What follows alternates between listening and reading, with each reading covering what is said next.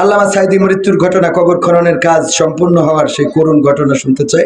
আল্লামা সাঈদী কি শহীদ হয়েছেন? কিছু বিএনপি নেতারা এ বিষয়ে বলাবলি করছে, কিছু বলেন। বাবারে, এই ডাইরেক্ট বিএনপি নেতা, জামাত নেতা, আওয়ামী লীগ নেতা এটা বলার কোনো দরকার নাই, এক নম্বর কথা। কারণ যে বক্তৃতা দেবে, এই বক্তৃতা দলের না হইলে হইল, দলের প্যাট সম্বলিত যদি কোনো বক্তৃতা হয় তখন বুঝবেন এটা দলের বক্তৃতা।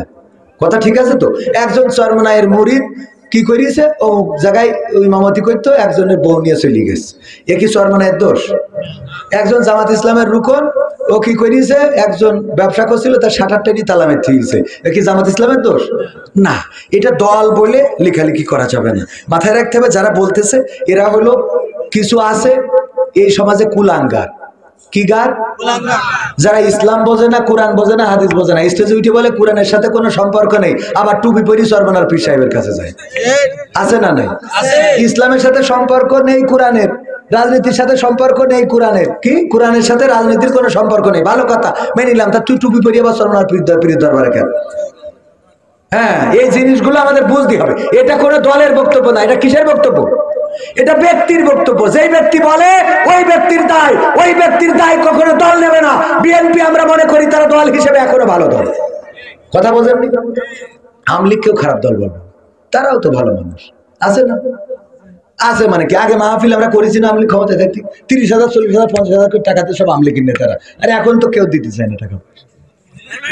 এই ঠিক বলছি না ভাই? ঠিক বলছে তো। ভালো সব জায়গায় আছে, আল্লাহ কার ক্ষমা করবে সেটা আল্লাহর ব্যাপার। আমি বললাম আল্লাহ যদি চায় শেখ হাসিনারও আল্লাহ জান্নাত দিতে পারে। আমাদের ইমাম সাহেব বলছে আল্লাহ তো তোর মতো পাগল হয়ে গেছে। বলছি আল্লাহর ক্ষমা, আল্লাহ ফেরাউনেরও যদি দিতে চাই দিতে পারে, আল্লাহ যারে ইচ্ছা তারে ক্ষমা করতে পারে। বলছে আল্লাহ ক্ষমা করবে, তা আমরা কনে গেছি কেন? তা বলছে ওখান থেকে টেনে ধরবো কে? তা বলছে 16 বছর ঘরে সুতি দিনই, আর এখন যে জান্নাতে শোবে, এত সহজ পাই।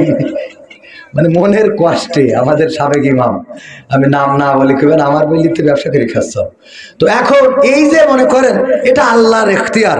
যাই হোক, আল্লামা সাঈদীর মৃত্যুর পরে কবর খোঁচার সুযোগ এই হাতে হয়েছে, লাশটা ধরে নামানোর সুযোগ আল্লাহ করে দিয়েছিলেন এই অধম বান্দাকে। তার মৃত্যুর দিন জানা যায় যত মানুষ হয়েছে, এত মানুষ একজনের জনসভায় যদি ওই নায়িকা গায়িকা নিয়ে আসে তাও হবে। জানাজায় যত হয়েছে মানুষ জীবনের রিস্কি নিয়ে সেই জানাজায় গিয়েছে ওই সময়। এই মানুষটার অনেক ঘটনা, সব বলবো না।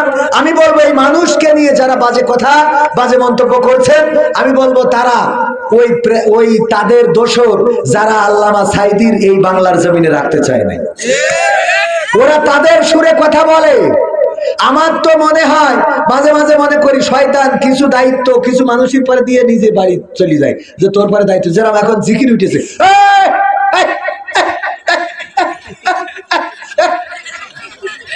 আছে না এরকম জিকির? আছে না নাই? আমি বলি শয়তান ওখানতে পদত্যাগ করেছে, ওর পরে দায়িত্ব দিয়ে চলে গেছে, যে তুই করতে থাক, আমি গেলাম। আমি তো এত ভালো করে শিখাইতে পারতাম না, তুই যা শিখাচ্ছিস।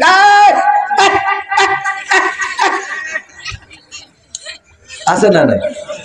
শয়তান এত কায়দা করে শিখাতে পারে, ও প্র্যাকটিক্যালে যা শিখাইল। তো এই জন্যই শয়তান কিছু, তো আমাদের যারা চলে গেছে তারা কিছু দায়িত্ব আল্লাহর ওলিগের পরে দিয়ে চলে গেছে। কয় কি, যে আমরা গণতন্ত্রে বিশ্বাসী, সুতরাং সব দলের মিছিল মিটিং করার অধিকার আছে, হরতাল ডাকছে ফেব্রুয়ারিতে, কোনো অসুবিধা নেই, আমরা এটার পক্ষে। আমি কই ভালো কথা, তা তোদের নেত্রীর বাড়ির সামনে ট্রাক দিয়ে রাখলো, এই ট্রাকটা সরাতে পারলি না, সরাতে দিলে না, তখন গণতন্ত্র কোনে ছিল? কথা কয় না।